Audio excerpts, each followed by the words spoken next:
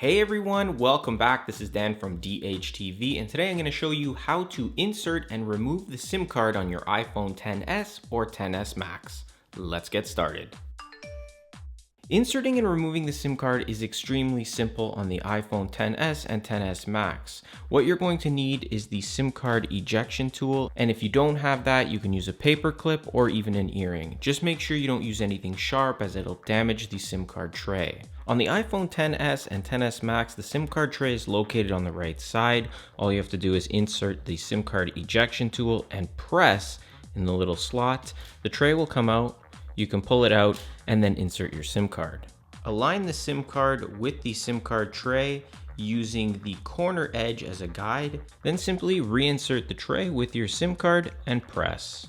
And that's pretty much it. That's how you insert and remove your SIM card from the iPhone XS or XS Max.